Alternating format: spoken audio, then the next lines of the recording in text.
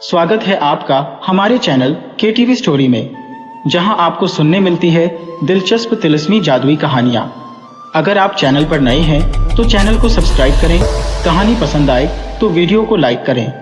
दोस्तों, आपसे निवेदन है कि अगर आपके पास भी ऐसी ही दिलचस्प और मजेदार कहानियां हैं तो आप हमें ईमेल के जरिए भेज सकते हैं। ईमेल का लिंक डिस्क्रिप्शन बॉक्स में मिल जाएगा। आप सभी का बहुत बहुत धन्यवाद। तो चलिए शुरू करते हैं आज की कहानी। एक बार बहुत दूर उत्तर की जमीन पर फिनलैंड देश में एक किसान रहता था।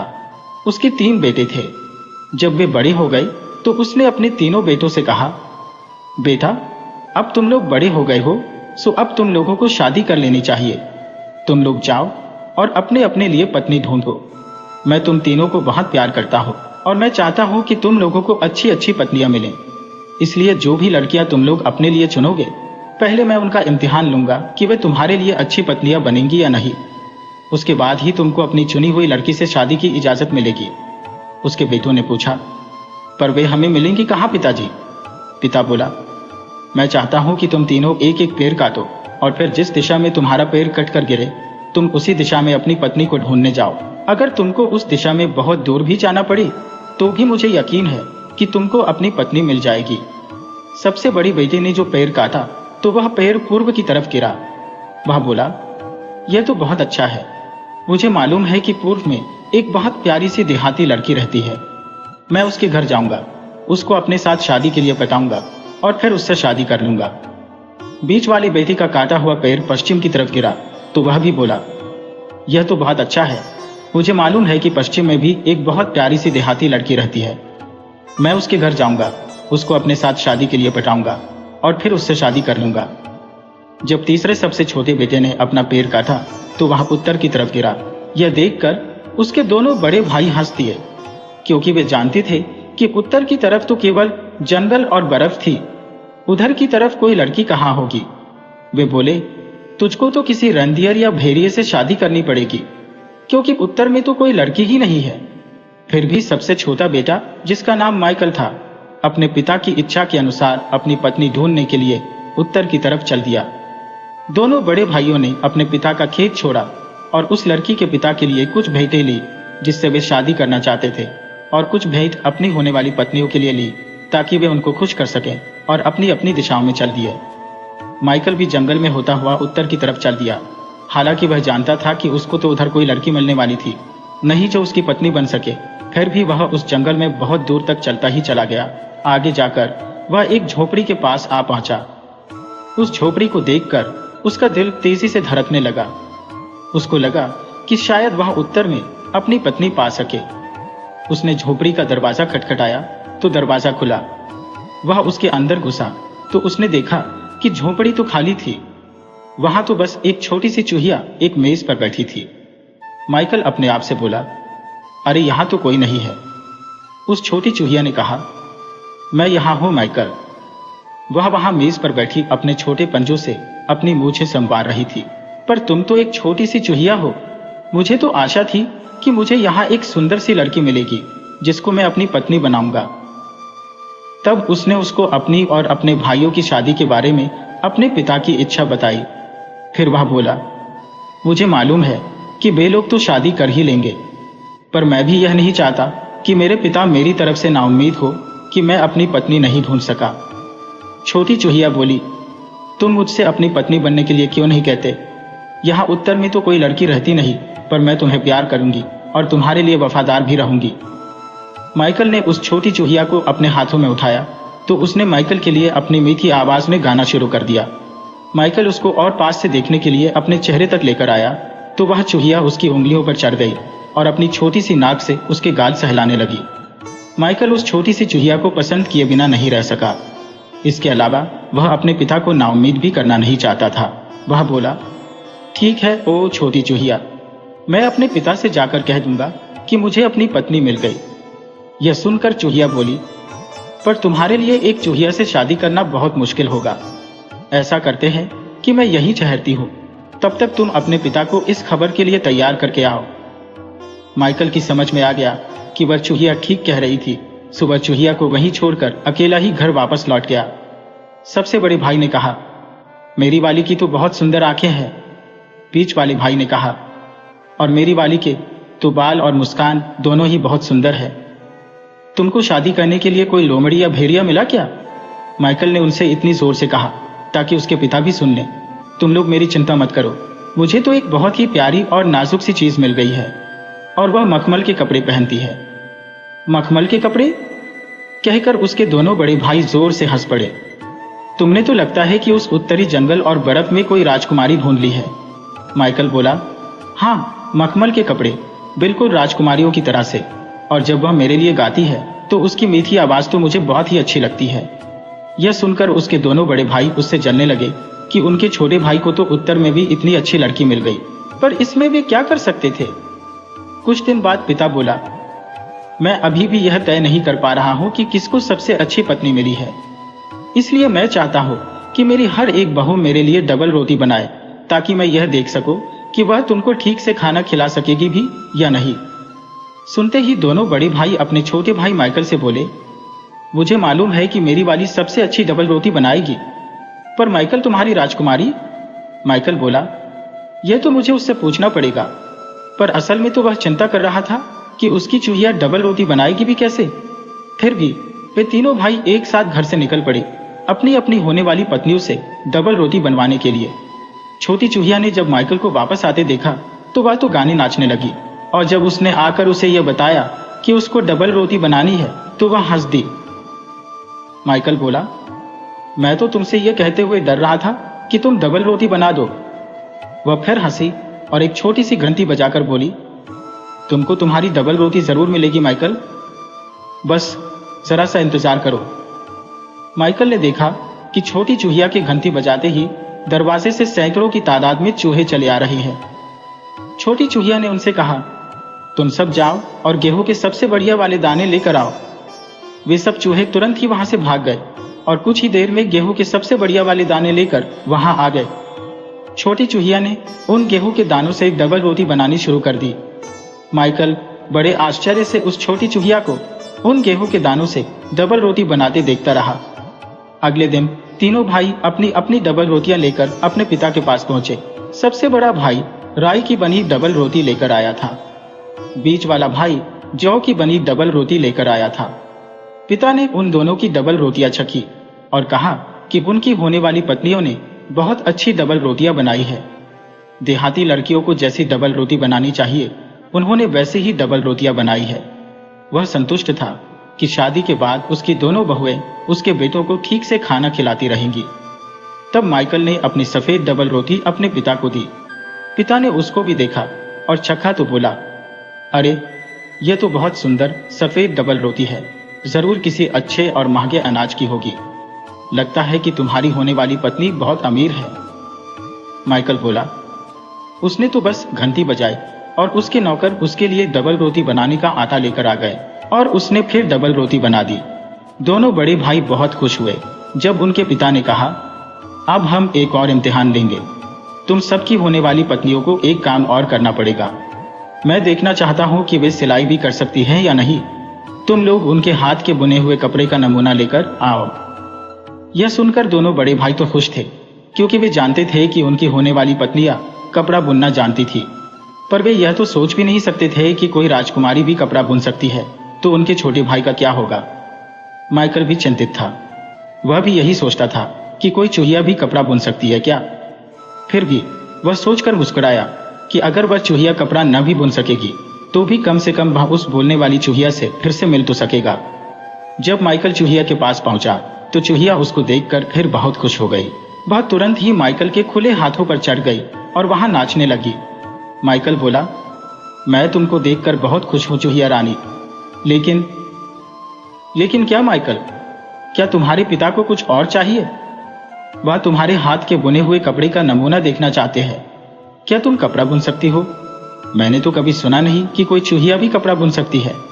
यह सुनकर चूहिया फिर हंसी और एक बार फिर उसने अपनी छोटी घंटी बजाई और एक बार फिर उसी दरवाजे से सैकड़ों की तादाद में चूहे वहां आ गए।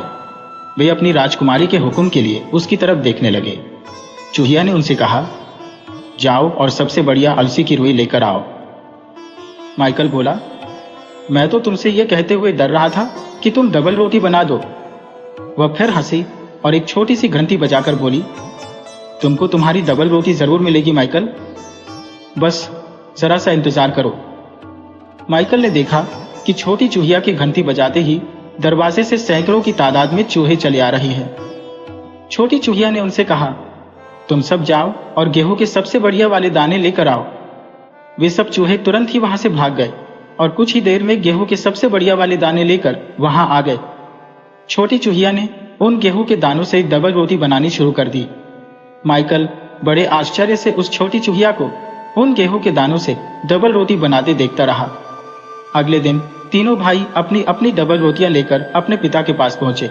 सबसे बड़ा भाई राई की बनी डबल रोटी लेकर आया था। बीच वाला भाई जौ की बनी डबल रोटी लेकर आया था।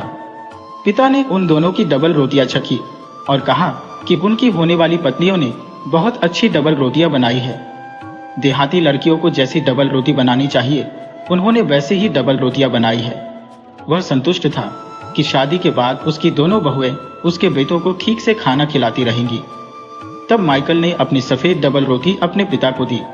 पिता ने उसको भी देखा और चखा तो बोला, अरे ये तो बहुत सुंदर सफेद डबल रोटी है, जरूर किसी अच्छे और महंगे अनाज की होगी। लगता है कि तुम्हारी होने वाली पत्नी बहुत अमीर है। माइकल बोला, उसने तो बस घंटी बजाई और उसके नौकर उसके लिए डबल रोटी बनाने का आटा लेकर आ गए और उसने फिर डबल रोटी बना दी।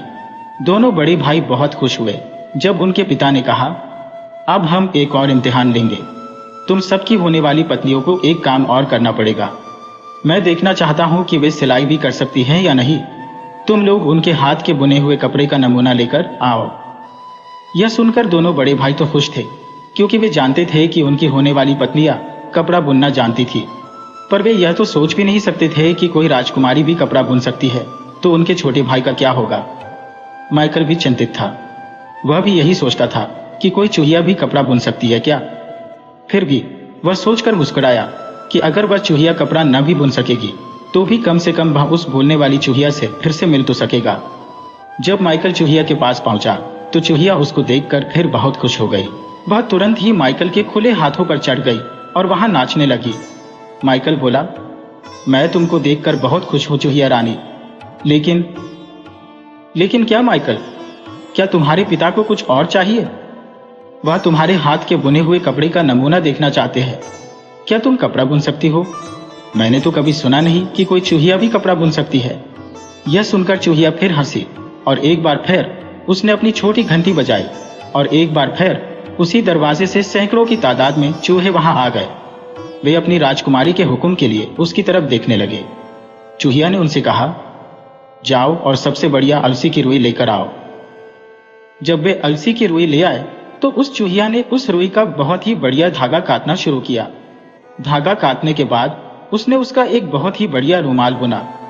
वह इतना बढ़िया और बारीक बुना हुआ था कि उसने उसको बुनने के बाद गिरी के एक खोल में रख दिया। फिर वह माइकल से बोली, लो, इस गिरी के खोल को तुम अपने पिता के पास ले जाओ। इससे उनको पता चल जाएगा कि मैं कपड़ा भी बुन सकती हूँ या नहीं। जब तीनों भाई अपने पिता के पास पहुंचे तो दोनों बड़े भाई मुस्कुराए। उनको ऐसा लग रहा था कि जैसे उनके सबसे छोटे भाई के पास कोई बुना हुआ कपड़ा था ही नहीं। इसका मतलब यह था कि उसकी होने वाली पत्नी उनके पिता को खुश नहीं कर पाएगी। जबकि माइकल ने गिरी का वह खोल जिसमें उसका बुना हुआ कपड़ा रखा था अपनी जेब में रखा हुआ था। पिता ने दोनों बड़े बेटों के लाए हुए कपड़े देखे। उसने कहा, तुम लोगों की होने वाली पत्नियां तुम्हारे लिए अच्छा कपड़ा बनाएंगी और तुमको ठीक से कपड़े पहनाएंगी और गर्म रखेंगी। उनका काम सादा है पर समय के साथ साथ सुधरता जाएगा। फिर उसने माइकल से पूछा, बेटे, तुम्हारी होने वाली पत्नी के हाथ का बुना कपड़ा कहाँ है? क्या तुम्हारी होने वाली पत्नी भी तुम्हारे लिए कोई कपड़ा बुन सकी? माइकल ने अपनी जेब से गिरी का एक खोल निकाला और अपने पिता को दे दिया। उसके भाई तो उसको देखते ही हंस पड़े। तो तुम्हारी राजकुमारी ने हमारे पिता को कपड़े की बजाय गिरी का एक खोल भेजा है।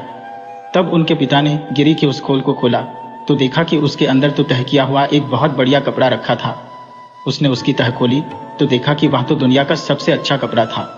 उसने तो इतना अच्छा कपड़ा पहले कभी देखा ही नहीं था। उसको देखकर तो उसके बड़े भाइयों की हंसी रुक गई। पिता को भी उस कपड़े को देखकर बहुत आश्चर्य हुआ।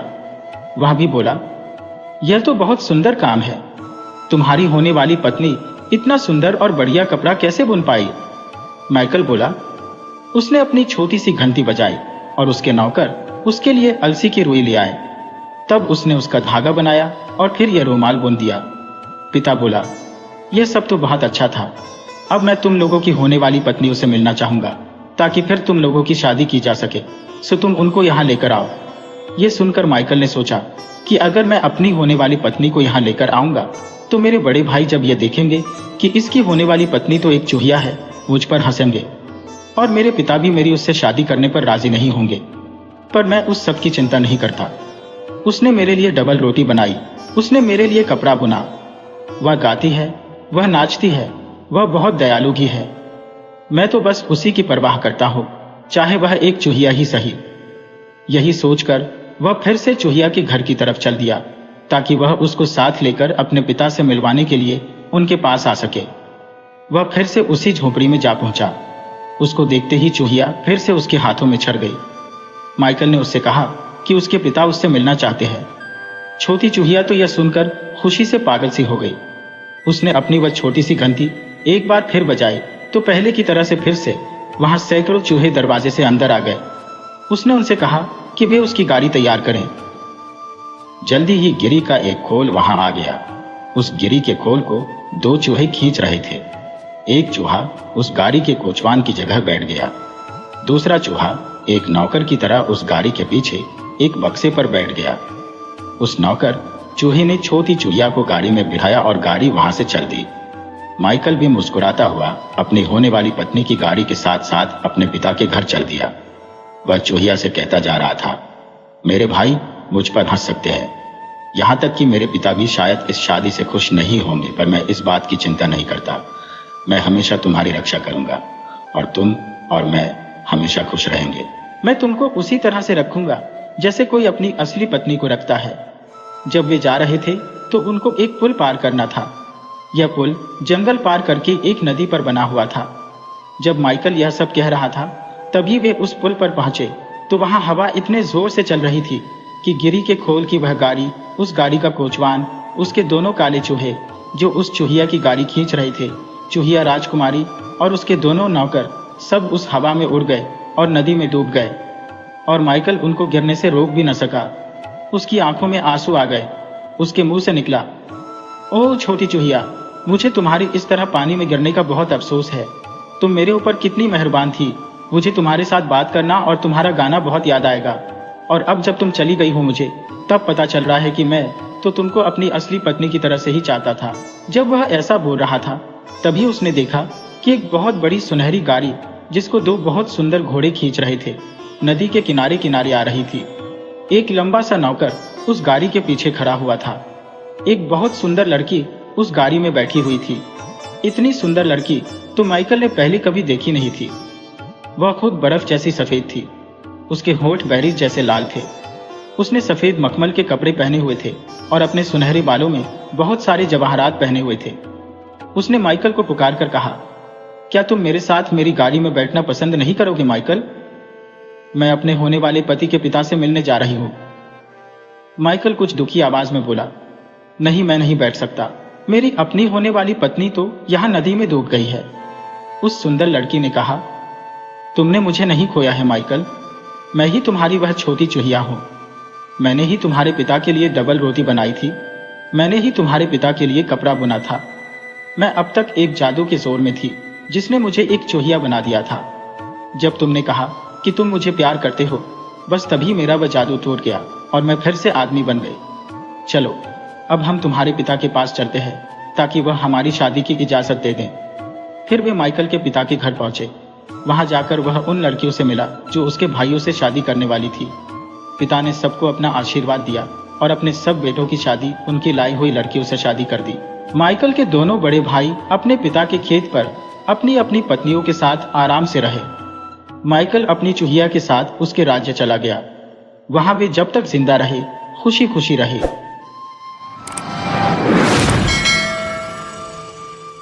एक बार नॉर्वे देश में एक राजा था जिसकी रानी मर गई थी। उसकी इस रानी से एक बेटी थी। उसकी यह बेटी इतनी चतुर और प्यारी थी कि उसके जैसा चतुर और प्यारा दुनिया में और कोई नहीं था। राजा अपनी पत्नी को बहुत प्यार करता था। वह उसके मरने का काफी दिन तक उसका गम मनाता रहा, पर फिर अकेले रहते रहते थक गया और उसने दूसरी शादी कर ली। उसकी यह नई रानी एक विधवा थी और इसके भी एक बेटी थी, पर इसकी यह बेटी उतनी ही बुरी और बदसूरत थी जितनी राजा की बेटी प्यारी, दयावान और चतुर थी। सौतेली माँ और उसकी बेटी दोनों राजा की बेटी से बहुत जलती थी, क्योंकि वह बहुत ही प्यारी थी। जब तक राजा घर में रहता था, वे दोनों राजा की बेटी को कुछ भी नहीं कह सकती थी, क्योंकि राजा उसको बहुत प्यार करता था। कुछ समय बाद उस राजा को किसी दूसरे राजा के साथ लड़ाई के लिए जाना पड़ा, तो राजकुमारी की सौतेली माँ ने सोचा कि यह मौका अच्छा है, अब वह उस लड़की के साथ जैसा चाहे वैसा बर्ताव कर सकती है। सो उन दोनों माँ बेटी ने उस लड़की को भूखा रखना और पीटना शुरू कर दिया। वे दोनों जहां भी वह जाती, सारे घर में उसके पीछे पड़ी रहती। आखिर उसकी सौतेली माँ ने सोचा कि यह सब तो उसके लिए कुछ जरा ज्यादा ही अच्छा है, सो उसने उसे जानवर चराने के लिए भेजना शुरू दिया। अब वह बेचारी जानवर चराने के लिए जंगल और घास के मैदानों में चली जाती। जहां तक खाने का सवाल था, कभी उसको कुछ थोड़ा सा खाना मिल जाता और कभी बिल्कुल नहीं। इससे वह बहुत ही दुबली होती चली गई और हमेशा दुखी रहती और रोती रहती। उसके जानवरों में कत्थई रंग का एक बैल था, जो हमेशा अपने आप को बहुत साफ और सुंदर रखता था। वह अक्सर ही राजकुमारी के पास आ जाता था और जब राजकुमारी उसको थपथपाती तो वह उसको थपथपाने देता। एक दिन वह दुखी बैठी हुई थी और सुबक रही थी कि वह बैल उसके पास आया और सीधे सीधे उससे पूछा कि वह इतनी दुखी क्यों थी। लड़की ने कोई जवाब नहीं दिया और बस रोती ही रही। बैल एक लंबी सी सांस लेकर बोला, हालांकि तुम मुझे बताओगी नहीं, पर मैं सब जानता हूँ। तुम इसीलिए रोती रहती हो ना, क्योंकि रानी तुमको ठीक से नहीं रखती। वह तुमको भूखा मारना चाहती है। पर देखो, खाने के लिए तुमको कोई चिंता करने की कोई जरूरत नहीं है, क्योंकि मेरे बानिए कान में एक कपड़ा है। जब तुमको खाना खाने की इच्छा हो तो उस कपड़े को मेरे कान में से निकाल लो और घास पर फैला दो। बस तुमको जो खाना चाहिए वही मिल जाएगा। राजकुमारी को उस समय बहुत भूख लगी थी, सो उसने उस बैल के बाएं कान में रखा कपड़ा निकाल लिया और उसे घास पर बिछा दिया। उसको उस कपड़े से खाने के लिए फिर बहुत सारी चीजें मिल गईं। उस खाने में शराब भी थी, मांस भी था और केक भी थी। अब जब भी उसको भूख लगती तो वह बैल के कान में से कपड़ा निकालती, उसको घास पर बिछाती और जो उसको खाने की इच्छा होती वह खाती। कुछ ही दिनों में उसके शरीर का मांस और रंगत दोनों वापस आने लगी। जल्दी ही वह थोड़ी मोटी और गोरी गुलाबी हो गई। यह देखकर उसकी सौतेली माँ और उसकी बेटी गुस्से से लाल पीली होने लगी। उस सौतेली माँ की समझ में यही नहीं आया कि उसकी वह सौतेली बेटी जो इतनी बुरी हालत में थी, अब ऐसी तंदुरुस्त कैसे हो गई। उसने अपनी एक नौकरानी को बुलाया और उसको राजकुमारी के पीछे पीछे जंगल जाने के लिए कहा और कहा कि वह जाकर वहां देखे कि वहां सब ठीक चल रहा है या नहीं, क्योंकि उसका ख्याल था कि घर का कोई नौकर राजकुमारी को खाना दे रहा होगा। वह नौकरानी राजकुमारी के पीछे पीछे जंगल तक गई। वहां जाकर उसने देखा कि किस तरह से उस सौतेली बेटी ने बैल के कान में से एक कपड़ा निकाला, उसे घास पर बिछाया और फिर किस तरह से उस कपड़े ने उस राजकुमारी को खाना दिया। सौतेली बेटी ने उसे खाया और वह खाना खाकर वह बहुत खुश हुई। जो कुछ भी उस नौकरानी ने जंगल में देखा वह सब उसने जाकर रानी को बताया। उधर राजा भी लड़ाई से वापस आ गया था, क्योंकि वह दूसरे राजा को जीत कर आया था, इसलिए सारे राज्य में खूब खुशियां मनाई जा रही थी। पर सबसे ज्यादा खुश थी राजा की अपनी बेटी। राजा के आते ही रानी ने बीमार पड़ने का बहाना किया और बिस्तर पर जाकर लेट गई। उसने डॉक्टर को यह कहने के लिए बहुत पैसे दिए कि रानी तब तक ठीक नहीं हो सकती जब तक उसको कत्थई रंग के बैल का मांस खाने को न मिल जाए। राजा और महल के नौकर आदि सबने डॉक्टर से पूछा कि रानी की बीमारी की क्या कोई और दवा नहीं थी, पर डॉक्टर ने कहा नहीं। सबने उस कत्थई रंग के बैल की जिंदगी के लिए प्रार्थना की, क्योंकि वह बैल सभी को बहुत प्यारा था। लोगों ने कोई दूसरा कत्थई बैल ढूंढने की कोशिश भी की, पर सबने यह भी कहा कि उस बैल के जैसा और कोई बैल नहीं था। उसी बैल को मारा जाना चाहिए और किसी बैल के मांस के बिना रानी ठीक नहीं हो सकती। जब राजकुमारी ने यह सुना तो वह बहुत दुखी हुई और जानवरों के बाड़े में बैल के पास गई। वहां भी वह बैल अपना सिर लटकाए हुए नीचे नजर किए इस तरह दुखी खड़ा था कि राजकुमारी उसके ऊपर अपना सिर रखकर रोने लगी। बैल ने पूछा, तुम क्यों रो रही हो राजकुमारी? तब राजकुमारी ने उसे बताया कि राजा लड़ाई पर से वापस आ गया था और रानी बहाना बनाकर बीमार पड़ गई है। उसने डॉक्टर को यह कहने पर मजबूर कर दिया है कि रानी तब तक ठीक नहीं हो सकती जब तक उसको कत्थई रंग के बैल का मांस खाने को नहीं मिलता, और अब उसको मारा जाएगा। बैल बोला, अगर वे लोग पहले मुझे मारेंगे तो जल्दी ही वे तुमको भी मार देंगे। तो अगर तुम मेरी बात मानो तो हम दोनों यहाँ से आज रात को ही भाग चलते हैं। राजकुमारी को यह अच्छा नहीं लगा कि वह अपने पिता को यहाँ अकेली छोड़कर चली जाए, पर रानी के साथ उसी घर में रहना तो उससे भी ज्यादा खराब था। इसलिए उसने बैल से वायदा किया कि वह वहां से भाग जाने के लिए रात को उसके पास आएगी। रात को जब सब सोने चले गए तो राजकुमारी जानवरों के बाड़े में आई। बैल ने उसको अपनी पीठ पर बिठाया और वहां से उसको लेकर बहुत तेजी से भाग चला। अगले दिन सुबह सवेरे जब लोग उस बैल को मारने के लिए उठे तो उन्होंने देखा कि बैल तो जा चुका है। जब राजा उठा और उसने अपनी बेटी को बुलाया तो वह भी उसको कहीं नहीं मिली, वह भी जा चुकी थी। राजा ने चारों तरफ अपने आदमी उन दोनों को ढूंढने के लिए भेजे। उनको उसने चर्च में भी भेजा, पर दोनों का कहीं पता नहीं था। किसी ने भी उनको कहीं भी नहीं देखा था। इस बीच वह बैल राजकुमारी को अपनी पीठ पर बिठाए बहुत सी जगह पार कर एक ऐसे जंगल में आ पहुंचा था जहां हर चीज ताबे की थी, पेड़, शाखाएं, पत्ते, फूल, हर चीज। पर इससे पहले कि वे इस जंगल में घुसते, बैल ने राजकुमारी से कहा, जब हम इस जंगल में घुस जाएंगे तो ध्यान रखना कि तुम इस जंगल की एक पत्ती भी नहीं तोड़ना, नहीं तो यह सब मेरे और तुम्हारे ऊपर भी आ जाएगा। क्योंकि यहाँ एक ट्रॉल रहता है जिसके 3 सिर हैं और वही इस जंगल का मालिक भी है। नहीं नहीं, भगवान मेरी रक्षा करे। उसने कहा कि वह वहां से कुछ भी नहीं तोड़ेगी। वे दोनों उस जंगल में घुसे। राजकुमारी किसी भी चीज को छूने तक के लिए बहुत सावधान थी। वह जान गई थी कि किसी भी शाख को छूने से कैसे बचना था, पर वह बहुत घना जंगल था और उसमें से होकर जाना बहुत मुश्किल था। बचते बचते भी उससे उस जंगल के एक पेड़ की एक पत्ती टूट ही गई और वह उसने अपने हाथ में पकड़ ली। बैल बोला, अरे ये तुमने क्या किया? अब तो जिंदगी और मौत के लिए लड़ने के अलावा और कोई चारा नहीं है। पर ध्यान रखना, वह पत्ती तुम्हारे हाथ में सुरक्षित रहे, उसे फेंकना नहीं।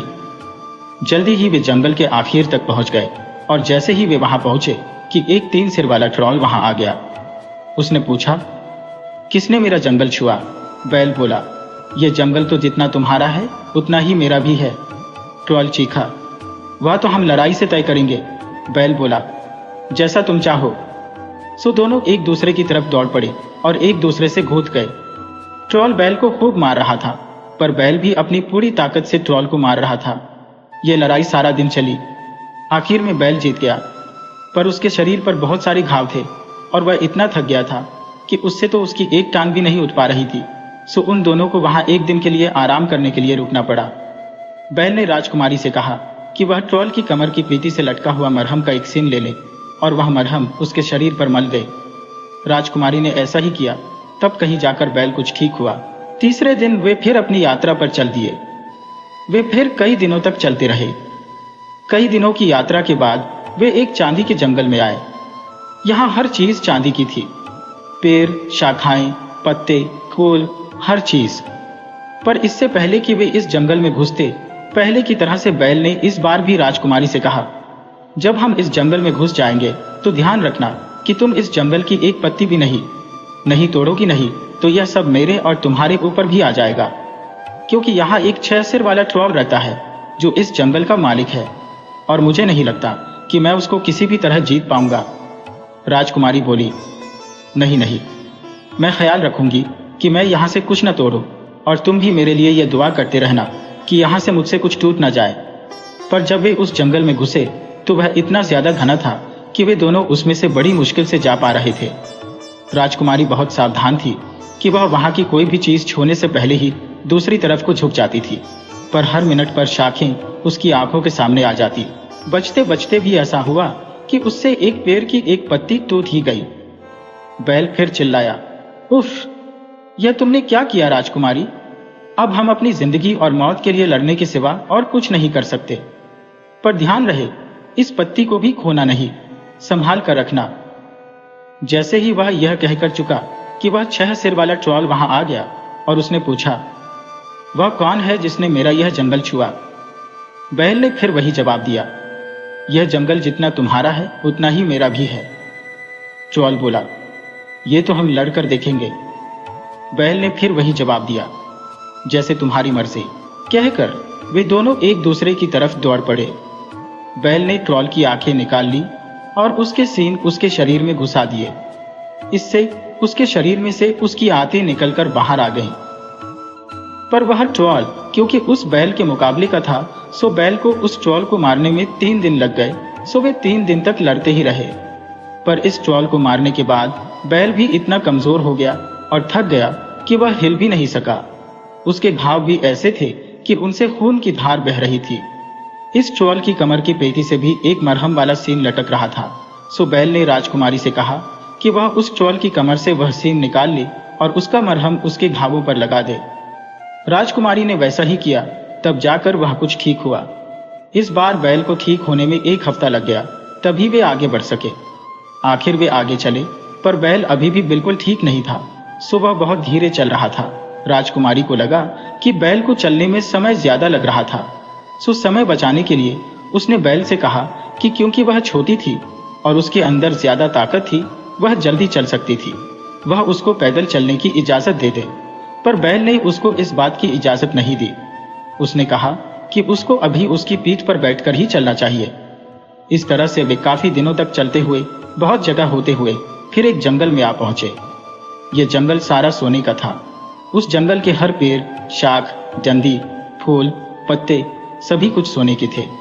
इस जंगल में भी वही हुआ जो तांबे और चांदी के जंगलों में हुआ था। बैल ने राजकुमारी से कहा कि वह उस जंगल में से भी कुछ न तोड़े, क्योंकि इस जंगल का राजा एक 9 सिर वाला ट्रॉल था और यह ट्रॉल पिछले दोनों ट्रॉल को मिलाकर उनसे भी ज्यादा बड़ा और ताकतवर था। बैल तो इसको जीत ही नहीं सकता था। बैल जानता था कि राजकुमारी इस बात का पूरा ध्यान रखेगी कि वह उस जंगल की कोई चीज न तोड़े। पर फिर भी वही हुआ। जब वे जंगल में घुसे तो यह जंगल तांबे और चांदी के जंगलों से भी कहीं ज्यादा घना था। इसके अलावा वे लोग जितना उस जंगल के अंदर चलते जाते थे, वह जंगल और ज्यादा घना होता जाता था। आखिर वह इतना ज्यादा घना हो गया कि राजकुमारी को लगा कि अब वह उस जंगल में से बिना किसी चीज को छुए निकल ही नहीं सकती। उसको पल पल पर यही लग रहा था कि किसी भी समय पर उससे वहां कोई भी चीज टूट जाएगी। इस डर से वह कभी बैठ जाती, कभी अपने आप को किसी तरफ झुका लेती, कभी मुड़ जाती। पर फिर भी उन पैरों की शाखाएं हर पल उसकी आंखों के सामने आ रही थी। इसका नतीजा यह हुआ कि उसको पता ही नहीं चला कि वह उन सोने की शाखाओं, फूलों, पत्तों से बचने के लिए कर क्या रही है। और इससे पहले कि उसको यह पता चलता कि क्या हुआ, उसके हाथ में एक सोने का सेब आ गया। उसको देखकर तो उसको इस बात का इतना ज्यादा दुख हुआ कि वह बहुत जोर से रो पड़ी और उसको फेंकना चाहती थी कि बैल बीच में ही बोल पड़ा, अरे इसको फेंकना नहीं, इसे संभाल कर रख लो और इसका ध्यान रखना। पर राजकुमारी का तो रोना ही नहीं रुक रहा था। बैल ने उसको जितनी भी तसल्ली वह दे सकता था दी, पर उसको लग रहा था कि अब की बार उस बैल को केवल उसकी वजह से बहुत भारी मुश्किल का सामना करना पड़ेगा। और उसको यह भी शक था कि यह सब कैसे होगा, क्योंकि इस जंगल का मालिक ट्रॉल बहुत बड़ा और ताकतवर था। तभी उस जंगल का मालिक, वह 9 सिर वाला ट्रॉल वहां आ गया। वह इतना बदसूरत था कि राजकुमारी तो उसकी तरफ देखने की भी हिम्मत नहीं कर सकी। वहां आकर वह गरजा, यह किसने मेरा जंगल छुआ? बैल ने फिर वही जवाब दिया, यह जंगल जितना तुम्हारा है उतना ही मेरा भी है। ट्रॉल बोला, यह तो हम लड़कर देखेंगे। बैल ने फिर वही जवाब दिया, जैसे तुम्हारी मर्जी। कहकर वे दोनों एक दूसरे की तरफ दौड़ पड़े। बहुत ही भयानक दृश्य था। राजकुमारी तो उसको देखकर ही बेहोश होते होते बची। इस बार भी बैल ने ट्रॉल की आंखें निकाल ली और उसके सींग उसके पेट में घुसा दिए, जिससे उसकी आंतें उसके पेट से बाहर निकल आई। फिर भी ट्रॉल बहुत बहादुरी से लड़ता रहा। जब बैल ने ट्रॉल का एक सिर मार दिया तो उसके दूसरे सिरों से उस मरे हुए सिर को जिंदगी मिलने लगी। इस तरह वह लड़ाई 1 हफ्ता चली, क्योंकि जब भी बैल उस ट्रॉल के एक सिर को मारता तो उसके दूसरे सिर उसके मरे हुए सिर को जला देते थे। उसके सारे सिरों को मारने में उस बैल को पूरा 1 हफ्ता लग गया, तभी वह उस ट्रॉल को मार सका। अब की बार तो बैल इतना घायल हो गया था और इतना थक गया था कि वह अपना पैर भी नहीं हिला सका। वह तो राजकुमारी से इतना भी नहीं कह सका कि वह ट्रॉल की कमर की पेटी में लगे मरहम की सींग में से मरहम निकालकर उसके घावों पर लगा दे। पर राजकुमारी को तो यह मालूम था, सो उसने ट्रॉल की कमर की पेटी से मरहम का सींग निकाला और उसमें से मरहम निकालकर बैल के घावों पर लगा दिया। इससे बैल के घावों को काफी आराम मिला और वह धीरे धीरे ठीक होने लगा। इस बार बैल को आगे जाने के लिए 3 हफ्ते तक आराम करना पड़ा। इतने आराम के बाद भी बैल घोंघी की चाल से ही चल पा रहा था। बैल ने राजकुमारी को बताया कि इस बार उनको काफी दूर जाना है। उन्होंने कई ऊंची ऊंची पहाड़ियां पार की, कई घने जंगल पार किए और फिर एक मैदान में आ निकले। बैल ने राजकुमारी से पूछा, क्या तुमको यहाँ कुछ दिखाई दे रहा है? राजकुमारी ने जवाब दिया, नहीं, मुझे तो यहाँ कुछ दिखाई नहीं दे रहा सिवाय आसमान के और जंगली मैदान के। वे कुछ और आगे बढ़े तो वह मैदान कुछ और एकसार हो गया और वे कुछ और आगे का देख पाने के लायक हो गए। बैल ने फिर पूछा, क्या तुमको अब कुछ दिखाई दे रहा है? राजकुमारी बोली, हाँ, अब मुझे दूर एक छोटा सा किला दिखाई दे रहा है। बैल बोला, अब वह छोटा किला इतना छोटा भी नहीं है राजकुमारी जी। काफी देर तक चलने के बाद वे एक पत्थरों के ढेर के पास आए, जहां लोहे का एक खंभा सड़क के आर पार पड़ा हुआ था। बैल ने फिर पूछा, क्या तुमको अब कुछ दिखाई दे रहा है? राजकुमारी बोली, हाँ, अब मुझे किला साफ साफ दिखाई दे रहा है और अब वह बहुत बड़ा भी है। बैल बोला, तुमको वहां जाना है और तुमको वहीं रहना है। किले के ठीक नीचे एक जगह है जहां सुअर रहते हैं, तुम वहां चली जाना। वहां पहुंचने पर तुमको लकड़ी का एक क्रोक मिलेगा जो लकड़ी के पतले तख्तों से बना हुआ होगा। तुम उसको पहन लेना। उस क्रोक को पहनकर तुम उस किले में जाना और अपना नाम केटी वुडन क्रोक बताना और उनसे अपने रहने के लिए जगह मांगना। पर इससे पहले कि तुम वहां जाओ, तुम अपना छोटा वाला चाकू लो और मेरा गला काट दो। फिर मेरी खाल निकालकर लपेट कर पास की एक चट्टान के नीचे छिपा दो। उस खाल के नीचे वह तांबे और चांदी की दोनों पत्तियां और सोने का सेब रख देना और फिर उस चट्टान के सहारे एक डंडी खड़ी कर देना। उसके बाद जब भी तुम कोई चीज चाहो तो उस चट्टान की दीवार पर वह डंडी मार देना, तुमको वह चीज मिल जाएगी।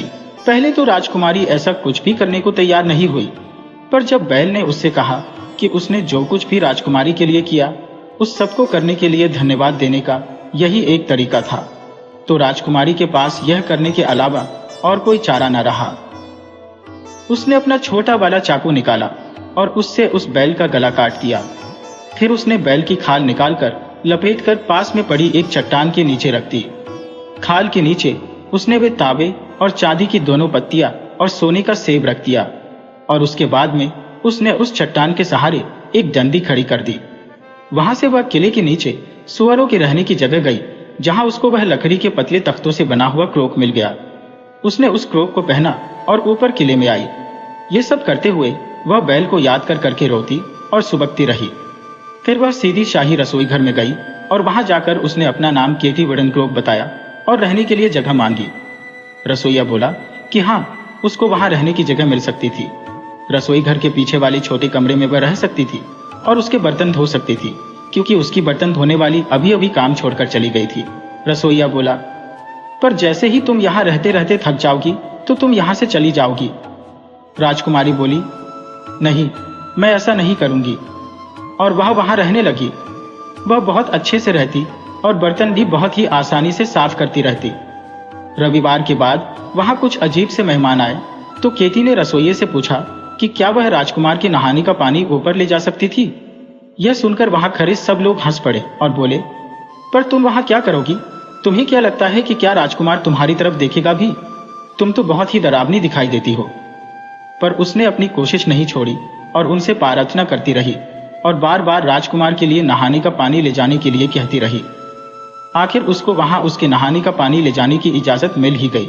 जब वह ऊपर गई तो उसके लकड़ी के क्रोक ने आवाज की तो राजकुमार अंदर से निकलकर आया और उससे पूछा, तुम कौन हो? राजकुमारी बोली, मैं राजकुमार के लिए नहाने का पानी लेकर आ रही थी। तुम क्या समझती हो कि इस समय तुम्हारे लाए पानी से मैं कुछ करूंगा? और यह कर उसने वह पानी राजकुमारी के ऊपर ही फेंक दिया। वह वहां से चली आई और फिर उसने रसोइये से चर्च जाने की इजाजत मांगी। चर्च पास में ही था, सो उसको वह इजाजत भी मिल गई।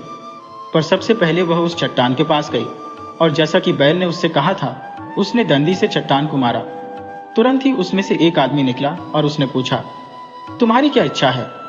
राजकुमारी बोली कि उसने चर्च जाने की और पादरी का भाषण सुनने के लिए छुट्टी ले रखी है, पर उसके पास चर्च जाने लायक कपड़े नहीं है। उस आदमी ने एक गाउन निकाला जो तांबे जैसा चमकदार था। उसने उसको वह दिया और उसके साथ ही उसको एक घोड़ा भी दिया जिस पर उस घोड़े का साज भी सजा था। वह साज भी तांबे के रंग का था और खूब चमक रहा था। उसने तुरंत अपना वह गाउन पहना और घोड़े पर चढ़कर चर्च चल दी। जब वह चर्च पहुंची तो वह बहुत ही प्यारी और शानदार लग रही थी। सब लोग उसको देखकर सोच रहे थे कि यह कौन है। उन सब में से शायद ही कोई ऐसा होगा जिसने उस दिन पादरी का भाषण सुना होगा, क्योंकि वे सब उसी को देखते रहे। वहां राजकुमार भी आया था। वह तो उसके प्यार में बिल्कुल पागल सा ही हो गया था। उसकी तो उस लड़की के ऊपर से आंख ही नहीं हट रही थी। जैसे ही राजकुमारी चर्च से बाहर निकली तो राजकुमार उसके पीछे भागा। राजकुमारी तो दरवाजे से बाहर चली गई, पर उसका एक दस्ताना दरवाजे में अटक गया। राजकुमार ने उसका वह दस्ताना वहां से निकाल लिया। जब वह घोड़े पर चढ़ गई तो राजकुमार फिर उसके पास गया और उससे पूछा कि वह कहां से आई थी। तो केती बोली, मैं बैत से आई हूं। और जब राजकुमार ने उसको देने के लिए उसका दस्ताना निकाला तो वह बोली, रोशनी आगे और अंधेरा पीछे, बादल आओ हवा पर, ताकि यह राजकुमार कभी न देख सके जहां मेरा यह अच्छा घोड़ा मेरे साथ जाए। राजकुमार ने वैसा दस्ताना पहले कभी नहीं देखा था। वह उस शानदार लड़की को ढूंढने के लिए चारों तरफ घूमा जो बिना दस्ताने पहने ही वहां से घोड़े पर चढ़कर चली गई थी।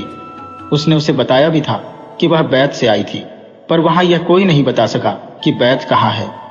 अगले रविवार को किसी को राजकुमार के लिए उसका तौलिया लेकर जाना था। तो केती ने फिर कहा, क्या मैं राजकुमार का तौलिया लेकर जा सकती हूँ? दूसरे लोग बोले, तुम्हारे जाने से क्या होगा, तुमको तो पता ही है कि पिछली बार तुम्हारे साथ क्या हुआ था। फिर भी केती ने अपनी कोशिश नहीं छोड़ी और उसको राजकुमार का तौलिया ले जाने की इजाजत मिल गई। बस वह तौलिया लेकर सीढ़ियों से ऊपर भाग गई। इस भागने से उसके लकड़ी के पतले तख्ते का बने क्लोक ने फिर से आवाज की तो राजकुमार फिर से अंदर से निकलकर आया। और जब उसने देखा कि वह तो केती थी तो उसने उसके हाथ से उस तौलिए को लेकर फाड़ दिया और उसके मुंह पर फेंक दिया। वह बोला, तुम यहां से चली जाओ, ओ बदसूरत ट्रोआर। तुम क्या सोचती हो कि मैं वह तौलिया इस्तेमाल करूंगा जिसको तुम्हारी गंदी उंगलियों ने छू लिया हो? और उसके बाद वह चर्च चला गया। जब राजकुमार चर्च चला गया तो केती ने भी चर्च जाने की छुट्टी मांगी, पर सबने उससे पूछा कि वह चर्च में क्या करने जाना चाहती थी। उसके पास तो चर्च में पहनने के लिए उस लकड़ी के क्लोक के अलावा और कुछ था ही नहीं, और वह क्लोक भी बहुत ही भद्दा और काला था। पर केती बोली कि चर्च का पादरी बहुत ही अच्छा भाषण देता है, और जो कुछ भी उसने पिछले हफ्ते कहा था उसने केती का काफी भला किया था। इस बात पर उसको चर्च जाने की छुट्टी मिल गई। वह फिर से दौड़ी हुई उसी चट्टान के पास गई और जाकर उसके पास रखी डंडी से उसे मारा। उस चट्टान में से फिर वही आदमी निकला और अब की बार उसने उसको पिछले गाउन से भी कहीं ज्यादा अच्छा गाउन दिया। वह सारा गाउन चांदी के काम से रखा हुआ था और चांदी की तरह से ही चमक रहा था। साथ में एक बहुत बढ़िया घोड़ा भी दिया जिसके साज पर चांदी का काम था, और उसको चांदी का एक टुकड़ा भी दिया। उस सब को पहनकर जब वह राजकुमारी चर्च पहुंची तो बहुत सारे लोग चर्च के आंगन में ही खड़े हुए थे। उसको आते देखकर सब फिर सोचने लगे कि यह लड़की कौन हो सकती है। राजकुमार तो तुरंत ही वहां आ गया कि जब वह उस घोड़े पर से उतरेगी तो वह उसका घोड़ा पकड़ेगा, पर वह तो उस पर से कूद गई और बोली कि उसका घोड़ा पकड़ने की उसको कोई जरूरत नहीं है, क्योंकि उसका घोड़ा बहुत सधा हुआ था। वह घोड़ा वहीं खड़ा रहा जहां वह उसको छोड़कर गई थी। जब वह वहां वापस आई और जब उसने उसे बुलाया तो वह उसके पास आ गया। सब लोग चर्च के अंदर चले गए, पर पिछली बार की तरह से शायद ही कोई आदमी होगा जिसने उस दिन भी उस पादरी का भाषण सुना होगा, क्योंकि उस दिन भी वे सब उसी की तरफ देखते रहे और राजकुमार तो उससे पहले से भी ज्यादा प्यार करने लगा था। जब पादरी का भाषण खत्म हो गया तो वह चर्च से बाहर चली गई। वह अपने घोड़े पर बैठने ही वाली थी कि राजकुमार फिर वहां आया और उससे पूछा कि वह कहां से आई है। इस बार उसने जवाब दिया, मैं टॉबिलैंड से आई हूं। यह कहकर उसने अपना कोड़ा गिरा दिया। यह देखकर राजकुमार उसको उठाने के लिए झुका तो इस बीच राजकुमारी ने कहा, रोशनी आगे और अंधेरा पीछे, बादल आओ हवा पर, ताकि यह राजकुमार कभी न देख सके जहां मेरा यह अच्छा घोड़ा मेरे साथ जाए। और वह वहां से भाग गई। राजकुमार यह भी न बता सका कि उसका हुआ क्या। वह फिर से यह जानने के लिए चारों तरफ घूमा फिरा कि टॉबिलैंड कहाँ है, पर कोई उसको यह नहीं बता सका कि वह जगह कहाँ है। इसलिए अब राजकुमार को केवल उसी से काम चलाना था जो उसके पास था। अगले रविवार को किसी को राजकुमार को कंघा देने के लिए जाना था। केटी ने फिर कहा कि क्या वह राजकुमार को कंघा देने जा सकती है, पर दूसरे लोगों ने फिर से उसका मजाक बनाया और कहा कि उसको पिछले 2 रविवारों की घटनाएं तो याद होंगी ही, और साथ में उसको डांटा कि वह किस तरह अपने उस भद्दे काले लकड़ी के क्लोक में राजकुमार के सामने जाने की हिम्मत करती है। पर वह फिर उन लोगों के पीछे पड़ी रही जब तक कि उन लोगों ने उसको हाँ नहीं कर दी। वह फिर से कंघा लेकर ऊपर दौड़ी गई। उसके लकड़ी के क्लोक की आवाज सुनकर राजकुमार फिर बाहर निकलकर आया और केटी को फिर से वहां देखकर उसने उससे कंघा छीनकर उसके मुंह पर मारा और बिना कुछ कहे सुने वहां से चर्च चला गया। जब राजकुमार चर्च चला गया तो केटी ने भी चर्च जाने की इजाजत मांगी। उन लोगों ने उससे फिर पूछा कि वहां उसका काम ही क्या था। उसमें से बदबू आती थी, वह काली थी, उसके पास वहां पहनने के लिए ठीक से कपड़े भी नहीं थे। हो सकता है कि राजकुमार या कोई और उसको वहां देख ले तो उसकी वहां बदनामी होगी। पर केटी बोली कि लोगों के पास उसकी तरफ देखने की फुर्सत ही कहाँ थी, उनके पास तो और बहुत सारे काम थे, और वह उनसे चर्च जाने की इजाजत मांगती ही रही। आखिर उन्होंने उसको वहां जाने की इजाजत फिर से दे दी। इस बार भी वही हुआ जो 2 बार पहले हो चुका था। वह फिर से दौड़ी हुई उसी चट्टान के पास गई और जाकर उसके पास रखी डंडी से उसे मारा। उस चट्टान में से फिर वही आदमी निकला और अब की बार उसने उसको पिछले दोनों गांव से भी ज्यादा अच्छा गांव दिया। इस बार वह सारा गांव सुनहरी था और उसमें हीरे जड़े हुए थे। साथ में एक बहुत बढ़िया घोड़ा भी दिया जिसके साज पर सोने का काम था। उसने उसको एक सोने का टुकड़ा भी दिया। जब राजकुमारी चर्च पहुंची तो वहां के आंगन में पादरी और चर्च में आए सारे लोग उसके इंतजार में खड़े थे। राजकुमार वहां भागता हुआ आया और उसने उसका घोड़ा पकड़ना चाहा, पर राजकुमारी पहले की तरह ही उस पर से कूदकर उतर गई और बोली, मेरे घोड़े को पकड़ने की जरूरत नहीं है, वह बहुत सधा हुआ है। जहां मैं इसको खड़े होने को कहती हूँ यह वही खड़ा रहता है। फिर सब चर्च के अंदर चले गए। पादरी भी अपनी जगह चला गया। उस दिन भी किसी ने उसके भाषण का एक शब्द भी नहीं सुना, क्योंकि पहले की तरह से सभी लोग केवल उसी लड़की को देखते रहे और सोचते रहे कि वह कहां से आती है और कहां चली जाती है। और राजकुमार तो उसको पहले से भी ज्यादा प्यार करने लगा। उसकी तो कोई इंद्रिय काम ही नहीं कर रही थी, वह तो बस उसको घोड़े ही जा रहा था। जब पादरी का भाषण खत्म हुआ तो राजकुमारी चर्च से बाहर निकली। अब की बार राजकुमार ने चर्च के बाहर कुछ चिपकने वाली चीज डाल दी ताकि वह उसको वहां से जाने से रोक सके। पर राजकुमारी ने उसकी कोई चिंता नहीं की और उसने अपना पैर उस चिपकने वाली चीज के ठीक बीच में रख दिया और उसके उस पार कूद गई। पर इस कूदने में उसका एक सुनहरी जूता उस जगह पर चिपक गया। जैसे ही वह अपने घोड़े पर चढ़ी, राजकुमार चर्च में से बाहर आकर उसके पास आया और उससे पूछा कि वह कहां से आई है। इस बार वह बोली, मैं कॉम्बलैंड से आई हूं। इस पर राजकुमार उसको उसका सुनहरा जूता देना चाहता था कि राजकुमारी बोली, रोशनी आगे और अंधेरा पीछे, बादल आओ हवा पर, ताकि यह राजकुमार कभी न देख सके जहां मेरा यह अच्छा घोड़ा मेरे साथ जाए। और वह तो राजकुमार की आंखों के सामने सामने गायब हो गई और राजकुमार उसे ढूंढता रहा, पर कोई यह न बता सका कि कॉम्बलैंड कहाँ है। फिर उसने दूसरी तरकीब इस्तेमाल की। उसके पास उसका एक सुनहरी जूता रह गया था, सो उसने सब जगह यह घोषणा करवा दी कि वह उसी लड़की से शादी करेगा जिसके पैर में यह सुनहरी जूता आ जाएगा। बहुत सारी लड़कियां बहुत सारी जगहों से उस जूते को पहनने के लिए वहां आई, पर किसी का पैर इतना छोटा नहीं था जिसके पैर में वह जूता आ जाता। काफी दिनों बाद सोचो जरा कौन आया, केटी की सौतेली बहन और सौतेली माँ। आश्चर्य, उस लड़की के पैर में वह जूता आ गया, पर वह तो बहुत ही बदसूरत थी। पर राजकुमार ने अपनी इच्छा के खिलाफ अपनी जबान रखी। उसने शादी की दावत रखी और वह सौतेली बहन दुल्हन की तरह सजकर चर्च चली तो चर्च के पास वाली एक पेड़ पर बैठी एक चिड़िया ने गाया, उसकी एड़ी एक टुकड़ा और उसकी उंगलियों का एक टुकड़ा। केटी वुडन क्लोक का छोटा जूता खून से भरा है, मैं बस इतना जानती हूँ। यह सुनकर उस लड़की का जूता देखा गया तो उनको पता चला कि वह चिड़िया तो सच ही बोल ही रही थी। जूता निकालते ही उसमें से खून की धार निकल पड़ी। फिर महल में जितनी भी नौकरानियां और लड़कियां थी सभी वहां जूता पहनकर देखने के लिए आई, पर वह जूता किसी के पैर में भी नहीं आया। जब उस जूते को सबने पहनकर देख लिया तो राजकुमार ने पूछा, पर वह केटी वुडन क्लोक कहाँ है? क्योंकि राजकुमार ने चिड़िया के गाने को ठीक से समझ लिया था कि वह क्या गा रही थी। वहां खड़े लोगों ने कहा, अरे वाह, उसका यहाँ आना ठीक नहीं है। क्यों? उसकी टांगे तो घोड़े की टांगों के जैसी है। राजकुमार बोला, आप लोग सच कहते हैं, मुझे मालूम है, पर जब सबने यहाँ इस जूते को पहनकर देखा है तो उसको भी इसे पहनकर देखना चाहिए। उसने दरवाजे के बाहर झांक कर आवाज लगाई। केकी, और केकी धम धम करती हुई ऊपर आई। उसका लकड़ी का क्लोक ऐसे शोर मचा रहा था जैसे किसी फौज के घुड़सवार चले आ रहे हो।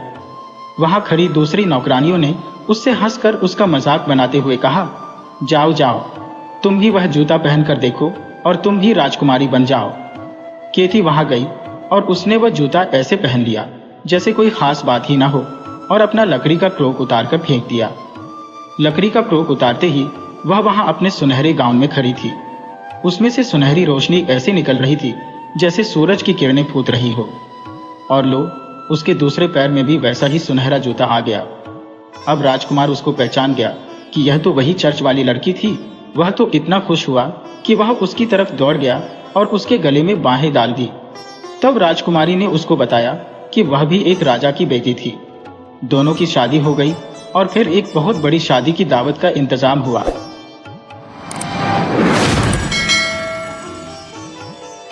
क्या तुम जानते हो कि भालू करीब करीब हर जानवर पर जो भी उसको जंगल में मिलता है क्यों गुर्राता है? वह ऐसा हमेशा से नहीं था। पहले जब भी कोई उसके पास आता था तो उसको देखकर वह बड़े दोस्ताना अंदाज में अपनी लंबी पूंछ हिलाता था, जैसे कि कुत्ते हिलाते हैं, और बहुत प्यार से बात करता था। पर आजकल ऐसा नहीं है। तो फिर वह ऐसा कैसे हुआ? तो हुआ यूं कि एक बार जाड़े के एक दिन में एक मछियारे ने बहुत सारी मछलियां पकड़ी और उन सबको एक रस्सी में बांधकर पानी में वहीं छोड़ दिया ताकि वे ताजा रहे। चालाक लोमड़े ने यह देख लिया कि मछियारे ने मछलियां पकड़ी और उनको पकड़कर पानी में ही छोड़ दी और वह चला गया। सो जब वह मछियारा उधर नहीं देख रहा था तो उसने उसकी उन मछलियों को चुरा लिया और उनको लेकर घर चल दिया। घर जाते समय उसको रास्ते में बैठा एक भालू दिखाई दे गया। भालू ने लोमड़े को बहुत सारी मछलियां ले जाते देखा तो उसको देखकर उसने अपने दोस्ताना अंदाज में उसकी तरफ अपनी पूंछ हिलाई। उसको भी मछलियां देखने और खुशबू में बहुत ही अच्छी लग रही थी। सो भालू ने लोमड़े से पूछा, लोमड़े भाई, ये मछलियां तुमको कहां से मिली? लोमड़े ने झूठ बोला, मिलेंगी कहां से, मैंने इनको पकड़ा है। असल में लोमड़े को बहुत शर्म आ रही थी क्योंकि उसको लगा कि भालू ने उसको भी मछलियां चुराते हुए देख लिया था। पर ऐसा कुछ नहीं था। भालू को तो यह पता ही नहीं था कि लोमड़े ने यह मछलियां चुराई थी। भालू ने फिर पूछा, लेकिन तुमने इनको पकड़ा कैसे लोमड़े भाई? जेल तो सारी जमी पड़ी है। लोमड़े ने फिर झूठ बोला, मेरे पास इनको पकड़ने का एक खास तरीका है। भालू बोला, ये मछलियां तो दिखाई भी बहुत अच्छी दे रही है लोमड़े भाई, और खुशबूदार भी बहुत लग रही है। क्या तुम इनमें से थोड़ी सी मुझे भी दोगे? लोमड़ा बोला, नहीं भाई, तुम अपनी मछलियां अपने आप पकड़ो। भालू बड़ी नम्रता से बोला, मैं भी ऐसी मछली पकड़ना चाहता हूं। क्या तुम मुझको मछली पकड़ने का अपना वह खास तरीका बताओगे जिससे मैं भी इस जमे हुए बर्फ में से ऐसे ही मछलियां पकड़ सकूं? और ऐसा कहकर उसने अपनी पूंछ फिर से हिलाई। लोमड़ा भालू के साथ उस झील पर फिर से जाना नहीं चाहता था क्योंकि उसको डर था कि वह मछियारा कहीं उसको पकड़ न ले जिसकी मछलियां उसने चुराई थी। पर उसको भालू का उसकी तरफ देखकर बार बार पूंछ हिलाना भी अच्छा नहीं लग रहा था। सो उसने भालू से एक और झूठ बोलने का निश्चय किया। लोमड़े ने भालू से कहा, मछलियां पकड़ना बहुत आसान है भालू भाई, मैं तुम्हें बताता हूं। पहले तुम बर्फ में एक छेद करो, फिर तुम उस छेद पर ऐसे बैठ जाओ जिससे तुम्हारी पूंछ उस छेद में नीचे गिर जाए। पर तुमको अपनी पूंछ पानी में काफी देर तक लटकानी पड़ेगी। सो अगर तुम्हारी पूंछ को थोड़ी तकलीफ भी हो तो चिंता मत करना, क्योंकि उस तकलीफ का मतलब होगा कि मछलियां तुम्हारी पूंछ को काट रही है। जितनी ज्यादा देर तक तुम अपनी पूंछ पानी में रखोगे उतनी ही ज्यादा मछलियां तुम पकड़ पाओगे। जब तुम देखो कि अब तुम अपनी पूंछ हिला भी नहीं पा रहे हो तो समझना कि अब तुम अपनी पूंछ बाहर निकालने के लिए तैयार हो। बस फिर तुम एकदम से उठकर खड़े हो जाना और जितनी जल्दी से अपनी पूंछ बाहर निकाल सको निकाल लेना। उफ, यह चालाक लोमड़ा भालू से कितना झूठ बोला। भालू ने उसको बड़ी नरमी से धन्यवाद दिया और एक बार फिर से अपनी लंबी पूंछ हिलाता हुआ उस जमी हुई झील की तरफ चल दिया। रास्ते में भालू ने एक मछियारे से बर्फ खोदने वाला औजार और एक आरी उधार मांगी और उनसे उसने जमी हुई झील की बर्फ में एक छेद किया। जैसे लोमड़ी ने उस मछियारे की बिना इजाजत के उसकी मछलियां चुरा ली थी, भालू ने ऐसा नहीं किया। जब भालू का छेद तैयार हो गया तो उसने उस मछियारे के औजार वापस किए और उससे इजाजत लेकर वह उस छेद पर आकर बैठ गया। उसने अपनी लंबी पूंछ उस छेद में अंदर डाल दी। उतनी कड़ी सर्दी में उस ठंडे पानी में अपनी पूंछ डालकर बैठना उसको बिल्कुल अच्छा नहीं लग रहा था, पर वैसे ही सुंदर, ताजा और खुशबूदार मछलियां पकड़ने के लिए वह यह भी करने को तैयार था। वह बेचारा वहां तब तक बैठा रहा जब तक पानी ने उसकी पूंछ के चारों तरफ जमना नहीं शुरू किया। पानी जमने की वजह से अब उसकी पूंछ में दर्द होना शुरू हो गया था, तो उसको लोमड़ी की बात याद आई कि अगर तुम्हारी पूंछ में थोड़ा बहुत दर्द भी हो तो चिंता मत करना, यह समझना कि मछलियां तुम्हारी पूंछ को काट रही है। इसलिए वह वहां खुशी खुशी बैठा रहा और तब तक बैठा रहा जब तक उसकी पूंछ के चारों तरफ का पानी ठोस तरीके से जम नहीं गया। जब भालू को लगा कि अब वह अपनी पूंछ बिल्कुल भी नहीं हिला पा रहा है, तो उसने सोचा कि लगता है कि अब उसकी पूंछ से बहुत सारी मछलियां चिपक गई है, इसलिए अब खड़ी होने का समय आ गया है। वह खड़ा हो गया और एक झटके से उसने अपनी पूंछ पानी में से बाहर खींच ली। भालू तो बहुत ताकतवर जानवर होता है, सो जैसे ही उसने अपनी पूंछ बाहर खींची वह बाहर तो निकल आई, पर यह क्या, उसकी पूंछ तो अभी भी पानी में रह गई थी। वह इसलिए कि पानी में जमी रहने की वजह से उसकी पूरी पूंछ निकल ही नहीं पाई और झटके से खींचने की वजह से टूट गई। जो पूंछ उसकी बाहर थी उसमें कोई मछली नहीं थी और बाकी की पूंछ उसकी पानी के अंदर ही रह गई थी। बस अब तो वह एक बहुत ही छोटी सी पूंछ वाला जानवर रह गया था। भालू को लोमड़ी पर बहुत गुस्सा आया कि लोमड़ी ने उसके साथ इतने नीच किस्म की यह चालाकी खेली। उस दिन के बाद से भालू की पूंछ बढ़ी ही नहीं, वह उतनी की उतनी ही है, और तभी से वह जंगल में जब किसी से भी मिलता है तो उससे वह प्रेम का बर्ताव नहीं करता और हर एक पर गुर्राता ही रहता है।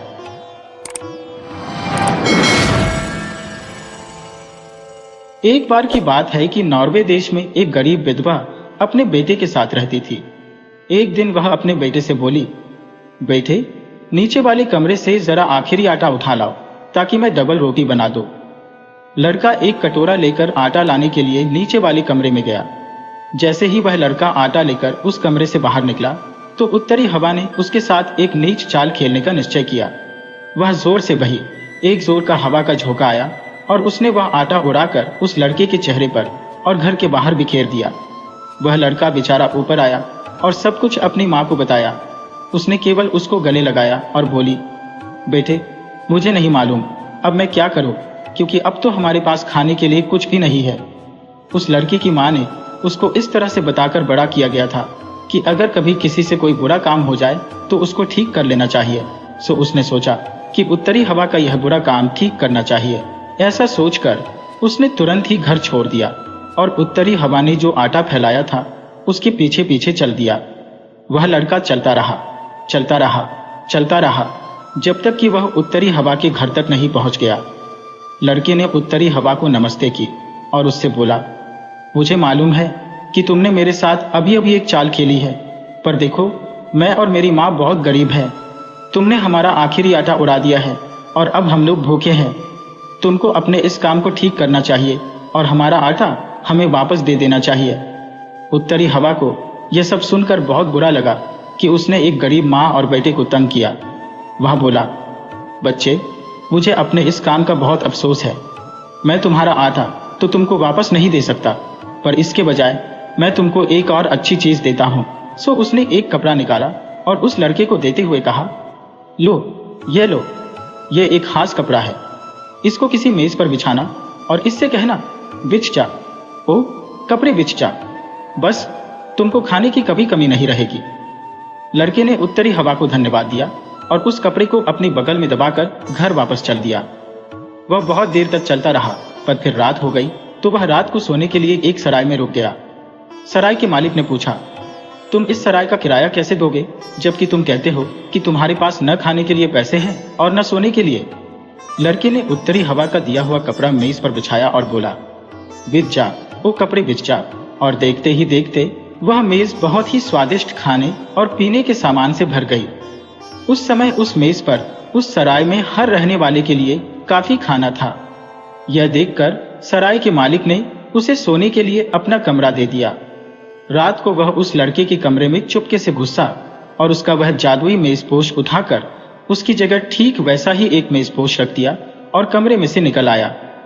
सुबह उठकर लड़का अपने घर चला आया। घर आकर उसने वह मेजपोश अपनी माँ को दिखाया और अपनी माँ को अपनी अच्छी किस्मत के बारे में बताया। फिर वह मेजपोश मेज पर फैलाकर बोला, बिछ जाओ कपड़े बिछ जा। पर वहां तो कुछ भी नहीं हुआ। माँ बोली, बेटा तुमको धोखा दिया गया है। उस लड़के को इस तरह से बताकर बड़ा किया गया था कि अगर किसी से कभी कोई बुरा काम हो जाए तो उसको ठीक कर लेना चाहिए। सो उसने सोचा कि उस उत्तरी हवा को एक मौका और देना चाहिए कि वह अपना बुरा काम ठीक कर ले। सो वह फिर उत्तरी हवा के पास चल दिया। वहां जाकर वह बोला, वह कपड़ा जो तुमने मुझे दिया है वह तो काम नहीं करता। मैं जानता हूं कि तुम मुझे और मेरी माँ को भूखा नहीं देख सकते, पर तुमको अपना काम भी ठीक से करना चाहिए, इसलिए तुम हमारा आटा वापस कर दो। उत्तरी हवा बोला, मैं तुम्हारा आटा तो वापस नहीं कर सकता, पर मैं तुमको एक और अच्छी चीज देता हूं। कहकर उत्तरी हवा ने उस लड़के को एक खास बकरी दी और कहा, देखो ये बकरी पैसे देती है। बस तुमको इतना कहना है कि बकरी बकरी पैसे दो और तुम्हारे पास तुम्हारी जरूरतों को पूरा करने के लिए काफी पैसा आ जाएगा। लड़के ने उत्तरी हवा को धन्यवाद दिया और उस बकरी को लेकर घर चल दिया। रात को आराम करने के लिए वह फिर उसी सराय में ठहरा। सराय के मालिक ने पूछा कि तुम इस सराय के पैसे कैसे दोगे? तुम्हारे पास तो न खाने के लिए पैसे हैं और न सराय में ठहरने के लिए। लड़का सराय के बाहर गया जहां उसकी बकरी बंधी हुई थी। उसने उससे कहा, बकरी बकरी पैसे दो। बकरी ने एक डकार ली और उसके मुंह से बहुत सारे सिक्के गिर पड़े। सराय के मालिक ने जब यह सब देखा तो रात को उस लड़के के सो जाने के बाद उसकी बकरी को चुरा लिया और उसकी जगह दूसरी वैसे ही एक बकरी रख दी। सुबह वह लड़का उठा और अपनी बकरी लेकर अपने घर चला गया। वहां जाकर उसने उस बकरी को अपनी माँ को दिखाया और बोला, बकरी बकरी पैसे दो। पर वहां तो कुछ भी नहीं हुआ। उसकी माँ फिर बोली, मुझे अफसोस है बेटा कि तुमको फिर से धोखा दिया गया है। उस लड़की की माँ ने उसको इस तरह से बताकर बड़ा किया गया था कि अगर कभी किसी से कोई बुरा काम हो जाए तो उसको ठीक कर लेना चाहिए। सो उसने सोचा कि उस उत्तरी हवा को एक मौका और देना चाहिए ताकि वह अपना बुरा काम ठीक कर ले। सो वह फिर एक बार उत्तरी हवा के पास चल दिया। वहां जाकर उसने उत्तरी हवा से कहा, तुम्हारी बकरी पैसे नहीं देती। मुझे मालूम है कि तुम मुझे और मेरी माँ को भूखा नहीं देखना चाहते, इसलिए तुमको अपना काम तो कम से कम ठीक से करना चाहिए और हमारा आटा वापस कर देना चाहिए। उत्तरी हवा फिर बोला, मैं तुम्हारा आटा तो वापस नहीं कर सकता, पर मैं तुमको एक और अच्छी चीज देता हूं। अब की बार उत्तरी हवा ने लड़के को एक डंडा दिया और बोला, यह डंडा तुम्हारी हर परेशानी को हमेशा के लिए दूर कर देगा। जब तुम यह कहोगे, मारो डंडे मारो, तो यह वही करेगा जो इसको करना है। जब तुम इसको रोकना चाहो तो इसको बोलना, रुक जाओ ओ डंडे रुक जाओ। लड़के ने उत्तरी हवा को धन्यवाद दिया और वह डंडा लेकर अपने घर चल दिया। वह आराम करने के लिए फिर उसी सराय में रुका। इस बार सराय के मालिक ने उस लड़के से यह नहीं पूछा कि वह उसको पैसे कैसे देगा। उसने लड़के को ठीक से खिलाया पिलाया और अपने कमरे में सुला दिया। काफी रात गए वह उस लड़की के कमरे में आया और उसकी जादू की डंडी से अपनी डंडी बदलने लगा। पर इस बार वह लड़का जाग गया और उस डंडी से बोला, मारो डंडे मारो। वह डंडी हवा में उड़ी और सराय के मालिक को मारने लगी। वह तब तक उसको मारती रही जब तक उसने यह नहीं कह दिया कि उसी ने उसके मेजपोश और बकरी चुराए थे और अब वह उनको वापस कर देगा। तब लड़का बोला, रुक जाओ ओ डंडे रुक जाओ। उसके ऐसा कहते ही वह डंडा रुक गया और फिर वह सराय का मालिक वह मेजपोश और बकरी लाने चला गया। वे दोनों चीजें लाकर उसने उस लड़के को दे दी। लड़के ने अपना जादुई मेजपोश बकरी और डंडा लिया और अपने घर चला गया। अब उसके और उसकी माँ के पास कभी खाने की कमी नहीं रही, कभी पैसे की कमी नहीं रही, और जब भी कोई उनके साथ खराब काम करता तो उसके लिए उनके पास उसको सजा देने के लिए डंडा था। एक बार की बात है कि एक काली कठफोरवा चिड़िया नॉर्वे के एक गांव में अकेली रहती थी। उसको अकेले रहने की जरूरत तो नहीं थी, पर वह अकेली ही रहती थी और यह उसकी अपनी गलती थी। उस छोटे से गांव में बहुत सारे परिवार रहते थे। इसके अलावा और भी बहुत सारे लोग रोज उस गांव से गुजरते थे, पर जब भी कोई उस चिड़िया से कोई मीठी बात करने की कोशिश करता तो वह छोटी बूढ़ी चिड़िया अपना सफेद एप्रन हिला हिलाकर उनको भगा देती। और अगर उसकी यह तरकीब काम नहीं करती तो वह अपनी खिड़की पर चम्मच या दंडी से मार मार कर टप टप करके इतना शोर मचाती कि वे उस शोर के डर से वहां से अपने आप ही भाग जाते।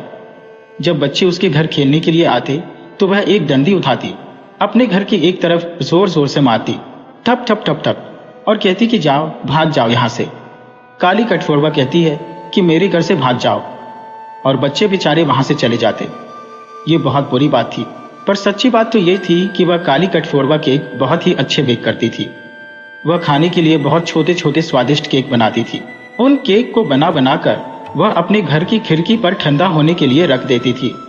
जो भी उधर से गुजरता उसको उन केक की बहुत अच्छी खुशबू आती, सो वह उस खिड़की के पास ही उनकी खुशबू सूंघने के लिए वहां रुक जाता। पर वह चिड़िया अपनी चम्मच उस खिड़की पर मारती, टप टप टप टप, और बोलती, भाग जाओ यहां से, ये केक मेरे लिए है। एक दिन उस काली कठफोड़वा ने अपनी काली पोशाक पहनी और उसके ऊपर अपना सफेद एप्रन लगाया। फिर उसने अपनी रसोई में जाकर बहुत अच्छी केक बनाने के लिए आटा लगाया और उसको उसने केक बनाने के लिए ओवन में रखा। जब केक बन गया तो उसने उसको निकाला और रोज की तरह उसको ठंडा करने के लिए खिड़की पर रख दिया। और रोज की तरह लोग उस केक की खुशबू सूंघने के लिए वहां रुक गए। चिड़िया ने फिर अपनी खिड़की पर टप टप टप टप किया और उन लोगों से कहा, जाओ जाओ, यहाँ से जाओ, यह केक मेरे लिए है। तो उनमें से जो बड़े और समझदार लोग थे वे वहां से पहले ही चले गए।